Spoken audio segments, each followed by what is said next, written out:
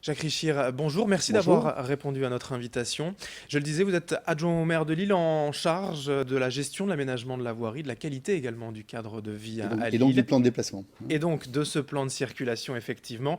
Et quel est le premier bilan que vous pouvez en faire après un gros mois de mise en place? Alors globalement, si vous voulez, on peut dire que le bilan actuellement est positif à 80%, hein, de ce qui est un plan de déplacement, parce que c'est à la fois la circulation des automobiles, mais aussi celle des pétons, des cyclistes et des transports en commun.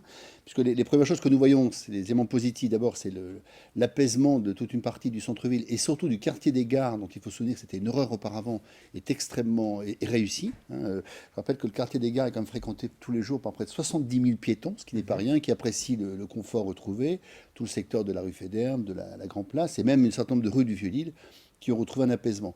Le deuxième point positif, c'est qu'on assiste pour le moment à une augmentation de la fréquentation des parkings. On va attendre des chiffres plus durables.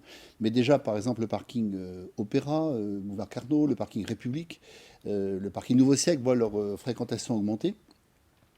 Et puis, bien sûr, il faut régler les ajustements à la périphérie parce qu'il faut prendre de nouvelles habitudes. Voilà, alors le problème, en fait, selon certains, c'est d'avoir déplacé finalement la densité de trafic entre la gare ou la Grand Place vers le Vieux-Lille dans des petites rues qui ne sont pas forcément adaptées, hein, selon les riverains ou commerçants du quartier. Alors, on n'a pas déplacé vers le Vieux-Lille. En fait, ce qui se passe, c'est qu'on a empêché la traversée du Vieux-Lille de part en part nord-sud par des véhicules qui ne faisaient que transiter sans s'y arrêter.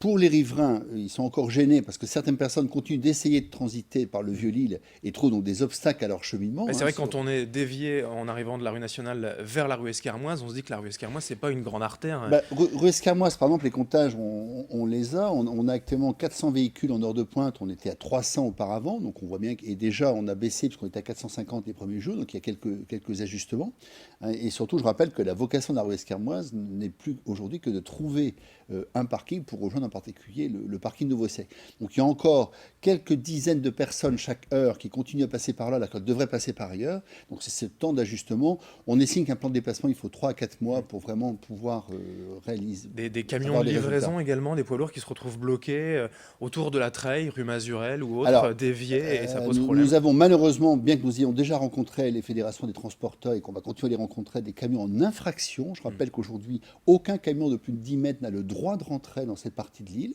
et que si ça continue, bah, nous allons passer à la verbalisation, hein, puisque quand on voit encore une des petites supérettes du Vieux-Lille livrée par un SMIRMOR de 35 tonnes, c'est absolument déraisonnable et c'est interdit surtout. Donc là aussi, on va bientôt de la phase d'information, de persuasion. S'ils le font, on passera à la phase de sanction pour ce genre de véhicules qui n'ont rien à faire dans le Vieux-Lille, qui doit être livré par des véhicules plus petits. Pour ces véhicules, les GPS ont été mis au point et mis à jour, vous pensez? Alors, on a très très tôt contacté les différents éditeurs de logiciels. On a eu un bon accueil. Certains ont tout à fait joué le jeu tout de suite. Bon, malheureusement, l'un d'entre eux, je le nomme parce qu'on est déçu par son comportement, qui est TomTom, n'a pas encore actualisé alors qu'il a les informations depuis le mois d'avril. Mm. En revanche, les autres, que ce soit Waze, Here Google Maps, sont parfaitement à jour et aident beaucoup les automobilistes ou les personnes qui se déplacent dans la ville. Alors il y a cette pétition, 5 900 signataires pour l'instant pour la révision du plan de circulation. Des critiques notamment des commerçants qui voient, selon eux, leur fréquentation Alors, les diminuer. commerçants, c'est très contrasté, parce qu'on a quelques commerçants, effectivement. J'ai rencontré la semaine dernière ceux de la rue Esquermoise. Certains disent que ça n'a pas changé, on a au contraire une bonne fréquentation. D'autres, on a souffert. Il est probable que dans certains cas, les bouchons ont amené les automobilistes à aller un petit peu ailleurs. Bon, le fait que la fréquentation des parkings du cœur de ville augmente est plutôt un bon signe. En revanche, on a vu d'autres commerçants qui nous ont dit, nous, on apprécie que les choses s'apaisent. Je vois ceux de la rue Basse, par exemple, sont très, très satisfaits de cela. Alors la difficulté, bien sûr, c'est que nous avons simultanément, malheureusement, comme dans toute grande ville, parfois des travaux qui viennent, pour des choses qui n'ont rien à voir avec le plan de déplacement, qui viennent un peu perturber. Mais Ouais. globalement, si vous voulez, sur la rue Fédère, par exemple, ils sont contents. La seule chose, vous savez comment nous sommes, français, hein, ou lillois en particulier, c'est que quand ça va bien, on ne le dit pas, et quand ça ne va pas, on le dit. Et tous ceux qui sont ravis, comme Place de la Gare, rue Fédère, Grand Place, dans les rues piétonnes, vous le remarquerez, ne se manifestent pas, c'est que ça prouve que ça doit aller très bien.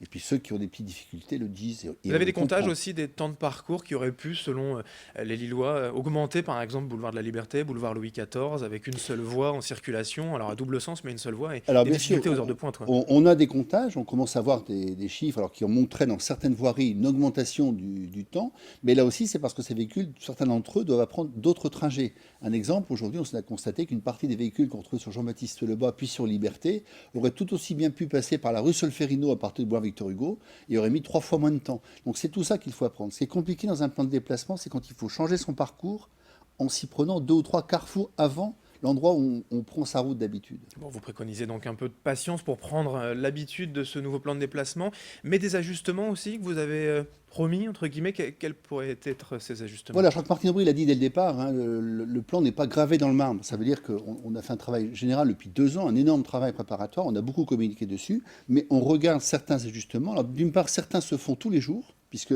grâce aux efforts que nous faisons avec la métropole européenne de Lille, nous réglons les feux pratiquement tout au cours de la journée, puisque la plupart des carrefours sur l'île aujourd'hui sont pilotables à distance, ce qui permet de faire des ajustements. Et puis nous ferons quelques ajustements locaux. On en a déjà fait 2 hein, sur le secteur Gombert, sur rue Maracci. Rue Maracci, par exemple, a résolu une partie des problèmes, manifestement. Ça en a créé d'autres sur la rue de Jemimpe. Les habitants nous l'ont dit. Le président du conseil des quartiers, M. Baudio, les a reçus d'ailleurs samedi. Et on va voir les ajustements qu'on peut faire. Il est probable que fin octobre ou début novembre, quand on va faire le bilan d'un certain nombre de choses, on aura quelques ajustements, mais encore une fois, de réglage, si vous voulez, un peu comme un véhicule, où on procède au dernier réglage avant la mise en route permanente. Petit à petit, on sent quand même que l'objectif, c'est quoi? De rendre, par exemple, la Grand Place entièrement piétonne. On est passé d'une zone de rencontre à une zone d'une voie. À terme, c'est un peu ça l'idée? Si on rendait la Grande Place piétonne, qui n'est pas à l'ordre du jour aujourd'hui, on retrouve des problèmes extrêmement importants. Parce que piétonniser la Grande Place, ça veut dire modifier complètement encore plus le plan de circulation. Non, ce qu'on constate surtout, c'est des éléments très encourageants. L'ADAV, l'association de droit au vélo, dont on sait le caractère militant, nous dit que la pratique du vélo à Lille est en train d'augmenter d'un seul coup de façon extrêmement importante, ça c'est très bon. Les piétons aussi sont de plus en plus nombreux dans certains secteurs de la ville et il faut que certains véhicules effectivement prennent d'autres habitudes, étalent parfois leur trajet. On se rend compte que par exemple, il n'était pas indispensable que tous les établissements scolaires du Vieux-Lille aient tous la même heure de début des cours. On peut étaler un petit peu dans le temps. Voilà, je crois que c'est toutes ces mesures d'ajustement qui doivent amener des modifications de comportement. Toutes les études montrent, et on voit ce qui se passe d'ailleurs à Paris, qu'à partir d'un plan de déplacement comme celui-là, il y a derrière tout ça toute une série de mesures en cascade, à la fois collectives et individuelles, où les personnes adaptent un petit peu leur comportement à ce nouveau plan de déplacement et on est confiant pour sa réussite. Eh bien, merci Jacques Richir d'être venu donc aujourd'hui sur Grand Lille TV Merci. et nous présenter ce nouveau plan de déplacement et son premier bilan finalement après un mois d'utilisation. Merci à vous également de nous avoir suivis sur Grand Lille TV. Dans un instant, l'information continue.